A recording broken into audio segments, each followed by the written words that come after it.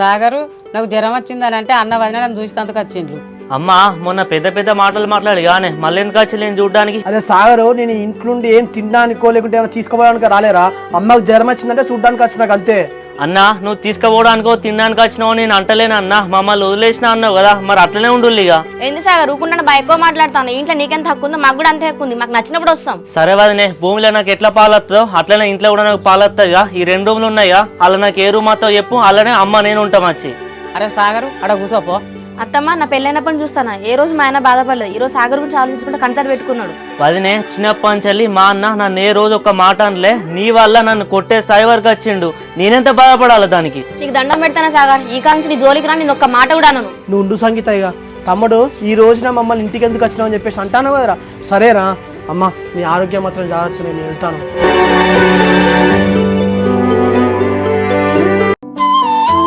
నాన్న మా ఇంట్లో పరిస్థితులు అస్సలు బాగాలేవే. సాగర్కున్న మా ఆయనకు ఊకే గొడవలు అవుతున్నాయి. ఎప్పుడు చూసినా డల్గునే ఉంటాను. ఏం లేదురా, నేను ఇవన్నీ పట్టించుకోవద్దు. నువ్వు ఇప్పుడు మంచిగా చదువుకోవాలి, పెద్ద అయినాక మంచిగా జాబ్ చేసుకొని నన్ను అమ్మని మంచిగా చూసుకోవాలి. పెద్దగా అయినాక డాక్టర్ అయి మిమ్మల్ని మంచిగా చూసుకుంటానా? సరే నాన్న, కనీసం నువ్వైనా వచ్చి ధైర్యం చెప్పే మా ఆయనకి. రే సాగర్, అమ్మ ఆరోగ్యం ఎట్లున్నారు ఇప్పుడు? ఏమోరా, మా అమ్మ వెళ్తూ ఎప్పుడు ఎట్లుంటుందో ఏం అర్థమైతలేదురా. రే ఊకే తాపుకో 5,000 తాపుకో 3,000 ఏం అడుగుతావు చెప్పరాదురా? నేను చూసిన జాబ్ అట్లా ఉన్నది, చేసుకోరాదురా? చిల్లర ఖర్చులు కానీ వెళ్తాయి. ఏమోరా ఇక నా లైఫ్ ఏందో నాకే అర్థమైతలేదు. ఏది చేద్దామని కూడా మళ్ళీ మొదటికి వస్తానురా. అందరి లైఫ్ అట్లా ఉంటాయిరా, ఖాళీగా ఉంటే అన్ని అవేళసలు వస్తాయి. చక్కగా నేను చెప్పిన జాబ్ చేసుకోండి, ఇలా 10,000 అని వస్తాయి. ఏమోరా సురేష్, నాకు అమ్మ మీద చాలా బెంగ అవుతుందిరా. దాని ఆరోగ్యం అస్సలకే మంచి ఉంటలేదురా. అరే మీరు మంచిగా కలిసి ఉండేటోళ్ళు, మీరు ఊకిట్లా లొల్లులు పెట్టుకుంటా అంటే అమ్మ ఆరోగ్యం ఎట్లా ఉంటాయిరా? మీరు చేయబట్టి అమ్మ అట్లా అవుతుంది.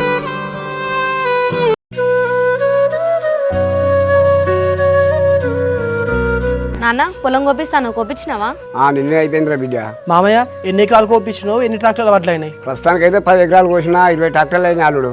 అంటే గుంటకు బట్టి వెళ్ళినట్టే కదా మామ. అవునల్లుడు, మొన్న మామూలు ఇచ్చిన పైసలు సెట్ అయినాయా? నాన్న నువ్వు చూస్తలేవానే, మా ఆయన పరిస్థితి మంచిగా లేదు. ఇప్పుడు పైసలు ఎక్కడి? సరే బిడ్డ, మీ భూమి కాదాలు పెడదాంటే మీ తమ్ముడు అడ్డుపడతాను కదా, ఇక నా భూమి కాదని పెట్టి డబ్బులు తీసుకొస్తా. మామయ్య ఇప్పటికే నువ్వు నాకు 5 లక్షలు ఇచ్చినావు, మళ్ళీ నీ భూమి బ్యాంకులో పెట్టి ఎందుకు చెప్పు? నేను ఎట్లా అట్లా కట్టుకుంటా కానీ అద్దుతి మామయ్య.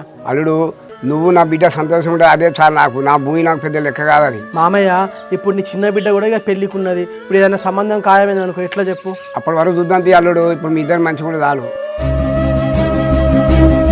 అమ్మా ఏం కూర అండి నవే? చిక్కుడుకాయ కూర అయిన బిడ్డ. నీకు ఇక జ్వరం తగ్గిందిగా, మరి సాయంత్రం చికెన్ తీసుకురావాలనా? ఏమైంది అమ్మా, ఉన్నట్టుండి మళ్ళీ తలకే పట్టుకుంటాను?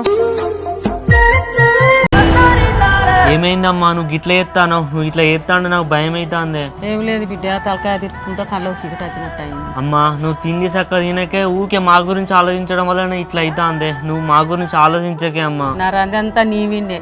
నిన్ను పెళ్లి చేసి ఓ ఇంట్లో నువ్వు చేస్తే నా రందంతా పోతుంది. బిడ్డ నాకు ఆలోచన వచ్చింది చెప్పానా? ఏంటో చెప్పు నాన్న. బిడ్డ చెల్లె చదువు అయిపోతాం కదా, సాగర్కి ఇచ్చి పెళ్లి చేస్తే ఎట్లుంటుంది అంటావు?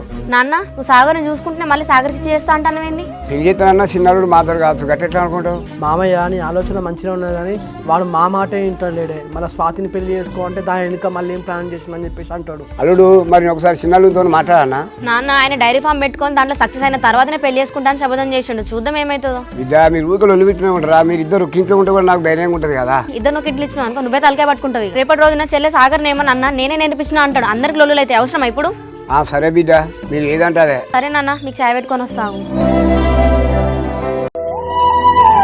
బిడ్డ నేను అక్క వాళ్ళ ఇంటికి పోయి సంబంధం గురించి మాట్లాడతా. సరే నాన్న, కానీ మా ఆయన లేడు కదా, మా ఆయన వచ్చిన కలిసి వెళ్ళుండి ఇద్దరు. బిడ్డ ఇప్పుడు ఇద్దరు అన్నదమ్ములకు అసలే పరచలే కదా, నేనే పెద్దరికంగా పోయి అక్కతో మెల్లగా మాట్లాడతా. అసలే సాగర్ కోపం మీద ఉన్నాడు, ఆయన ఏమన్నా పట్టించుకోకు, అత్తమ్మతో మాట్లాడరా. నాకు తెలియదా బిడ్డ, నీ అక్కతో ఎక్కడో మాట్లాడి మెల్లగా ఖాయం చేసుకుని వస్తా. ఇప్పుడు సాగర్ పరిస్థితి మంచిగా లేదు నాన్న, ఇప్పుడు అడుగుడు అవసరమా? బిడ్డ మన పద్ద పక్కన అల్లుని అడిగి చూడాలి. ఒకవేళ నచ్చలేదు అనుకో మనం వేరే సంబంధాలు చూసుకోవచ్చు. సరే నాన్న. బిడ్డ మన దగ్గర ఉన్న కదారా, ఒకసారి అడిగి చూడాలి. లేకుంటే మనం అడిగినా అని మనకే మాట్లాడుతుంది మళ్ళీ రేపు. సరే నాన్న, నువ్వైతే వెళ్ళి మాట్లాడరా. హలో కోడలా. హలో అత్తమ్మ, మిమ్మల్ని చూడడానికి నాన్న ఇంటికి వస్తున్నాడు. సరే కోడలా. అట్లనే చెల్లికి సాగర్ నుంచి పెళ్లి చేద్దామని మాట్లాడదాం అనుకుంటాను అత్తమ్మ. అవునా కోడలా, తమ్ముడు రా, నీ తమ్ముడు వచ్చినాక మాట్లాడుకుందాం. సరే అత్తమ్మ, మీకు కూడా ముందుకు ఒక మాట చెప్దాం అని చెప్పిన, సాగర్ కూడా ఒక మాట చెప్పి పెట్టు. సరే కోడలా. దేవుని దయ వల్ల నా కొడుకు సంబంధం ఖాయమైతే వాడో ఇంటోడు అవుతాడు. సంగీత మామయ్య ఉన్నాడా ఇంట్లో? లేదండి, అత్తమ్మ వాళ్ళ ఇంటికి వెళ్ళిండు. సాగర్ని చెల్లెకి అడుగుదామని చెప్పేసి వెళ్ళిండు. తమ్ముడు ఇప్పుడే కోపం మీద ఉన్నాడు, వానికి జాబ్ వస్తలేదు, బిజినెస్ పెట్టలేడు అని చెప్పేసి. ఇప్పుడు అడుగు ఎందుకు చెప్పు? ఓ నెల 2 నెలలు 6 నెలలు ఆవుతా అయిపో కదా. లేదండి, చెల్లెకి బయట మంచి మంచి సంబంధాలు వస్తున్నాయి కదా, ఒకసారి సాగర్ని అడిగి వద్దంటే బయట సంబంధాలు చూసుకుందాం అంటున్నాను నాన్న. సంగీత నువ్వు అన్నది నిజమే. ఇప్పుడు సార్ గారి డిసిజన్ ఏంటో తెలుస్తుంది కదా, అప్పుడు ఒకవేళ వాడు చేసుకోనంటే స్వాతికి మనమే మంచి సంబంధం ఇచ్చి పెళ్లి చేద్దాం. బిడ్డ మామయ్య ఇంటికి వస్తాడట, వదిన ఫోన్ చేసి చెప్పింది. అవునా అమ్మ, సరే రాని.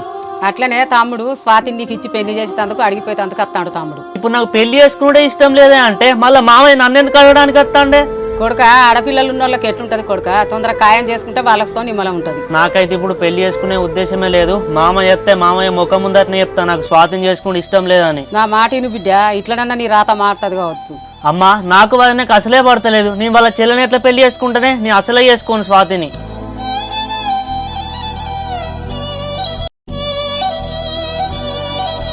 అక్క ఇప్పుడు ఆరోగ్యం ఎట్లున్నదా?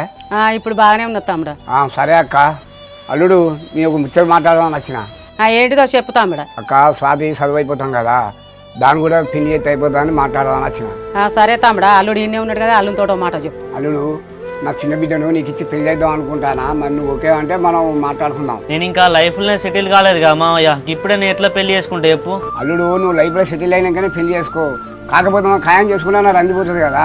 మామయ్య నేను ఎప్పుడు లైఫ్లో సెటిల్ అవుతానో నాకే తెలియదు. ఇంకా సంవత్సరం పట్టచ్చు, 2 సంవత్సరాలు పట్టచ్చు కదా. అల్లుడు నువ్వు మంచి మాట చెప్పినావు, లైఫ్లో సెటిల్ అయినాక పెళ్లి చేసుకుంటాను, అంత రకం అవుతాం కదా. నా కోసం మీరు వెయిట్ చేసేందుకు ఈ లోపల స్వాతికి ఏదైనా మంచి సంబంధం వస్తే పెళ్లి చేసేయాలి. అల్లుడు నా 2 బిడ్డలు ఒక్కించుంటే నాకు అందిపోతుంది కదా, ఒకసారి ఆలోచించాలుడు. లేదు మామయ్య, స్వాతిని ఇప్పుడు పెళ్లి చేసుకుని నాకు ఇష్టం లేదు. వేరేదైనా సంబంధం వస్తే ఇచ్చి పెళ్లి చేయండి.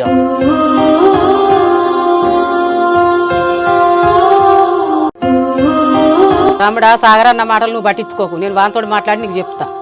వేరేటోళ్ళకి ఇచ్చే వాళ్ళు నా బిడ్డను సాగర్కే ఇస్తే మంచిగా ఉంటుంది అనుకున్నా, కానీ సాగర్ ఏమో చేసుకోనని అట్లా మాట్లాడబట్టే. తమ్ముడా, వాడు జాబు బిజినెస్ అని ఆ పిచ్చిల్నే ఉన్నాడు, వాడి మాటలు ఏం పట్టించుకోకు. సరే అక్క, సాగర్ ఇంటికి వచ్చినాక నిమ్మలంగా మాట్లాడి చూడు, వాళ్ళిద్దరి పెళ్లి అయితే మనం సంతోషంగా కూడా ఆసు. సరే తమ్ముడా. అక్క ఇప్పుడు బయట మంచిగా లేదు, సాగర్ కోపంతో ఉంటాయి కానీ మంచివాడే, ఒకసారి వాడిని చెప్పి చూడు. నీకు లైఫ్లోనే సెటిల్ కాలే, మా మామయ్య వచ్చి స్వాతిని చేసుకోని అడుగుతా ఉంటాను నన్ను. ఇంకేంద్రా, మీ మర్దన నీకు ఇష్టమే కదా, ఖాయం చేసుకోపోయినా ఆ సంబంధమే కావాలని చెప్పేసి ఆ బంగారం లోన్లా నన్ను 2 లక్షల గురించి ఇరికించి ఇంతవరకు ఒక మాట కూడా మాట్లాడలేదురా. వాళ్ళ అక్క కంటే ఇంకా పెద్ద సైకోరా అది. ప్రతి దాంట్లో ఇట్లనే మొండి పట్టు పడతాయి, ఇట్లా దేంట్లో అంటే కాంప్రమైజ్ కావాలి కదా. మా వదిన వాళ్ళకి సంబంధించింది నాకు ఏది వద్దురా. ఇప్పుడు మంచిగా ఉంటారు, మళ్ళీ తర్వాత ఎత్తేస్తారా వాళ్ళు. మీ మామకున్న 2 బిడ్డలే కదా, ఆ ఆస్తి అంతా ఎవరో పోతారా, ఒక్కోసారి ఆలోచించురా. నీకు మా వదిన గురించి తెలిసి కూడా మళ్ళీ ఆస్తి గీస్తే అంటావేంద్రా?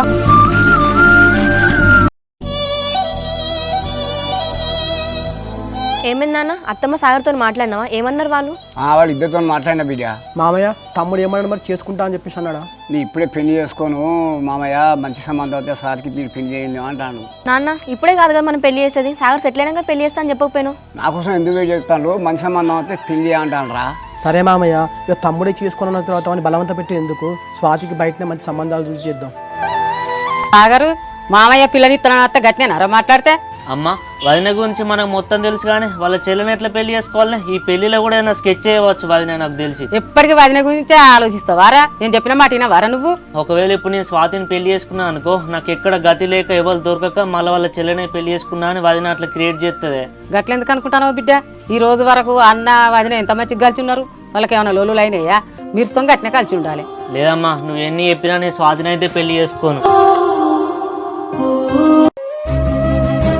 తమ్ముడు ల్యాండ్ అమ్ముతున్నావు కదా, పార్టీ రెడీ ఉంది, రేపు రమ్మంటావా వాళ్ళని? అవునా అన్న, ఈ భూమి ఇంకా మా అన్న పేరు మీద ఉన్నా అన్న, ఇంట్లో దీని గురించి ఊకే గొడవలు అవుతాయి. తమ్ముడు నేను అడిగేదాకా చెప్పావా తమ్ముడు? వాళ్ళు రెడీగా ఉన్నారు, ఇది ముందు చెప్పాలి కదా అన్న. సారీ అన్న, మా వాళ్ళు ఈ భూమి అమ్మనిచ్చేటట్లేరు అన్న, దీంట్లో డైరీ ఫామ్ పెట్టుకుందాం అనుకుంటాను. అవునా తమ్ముడు, మాట నాకు ముందు చెప్తే అయిపోయేది కదా, ఇంత దూరం వచ్చేవాడిని కాదు కదా. అన్న నువ్వు ఎక్కువగా బయట తిరుగుతావు కదా, ఈ డైరీ ఫామ్ గురించి నీకు తెలిసిన వాళ్ళు ఎవరైనా ఉన్నారా అన్న? తెలుసుకోవడం ఏముంది తమ్ముడు, ఈ రోజుల్లో ఫోన్లోనే మన ప్రపంచం అంతా ఉంటుంది. యూట్యూబ్లో గూగుల్లో చూడు తమ్ముడు, ఈ రోజుల్లో దాని గురించి వివరించి చెప్పేటోళ్ళు ఉన్నారు.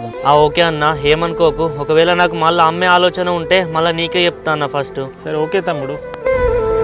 అత్తమ్మ నానొచ్చి నీతో మాట్లాడిండు కదా, సాగర్ని అడిగినావా? ఏమో కోడల, వాడు ఎంత చెప్పినా నా మాట వింటలేడు. నాకు తెలుసు అత్తమ్మ, సాగర్ నా మీద కోపంతోనే మా చెల్లెని చేసుకొని అంటాడని. చెప్తే వినకపోతే మనం బలవంతం చేయలేం కదా కోడల. ఇవ స్వాతికి వేరేటోళ్ళని ఇచ్చి పెళ్లి చేయవాను. సరే అత్తమ్మ, నేను కూడా మా నాన్నతో మాట్లాడి చెల్లెకి బయట సంబంధాలు చూడమంటే.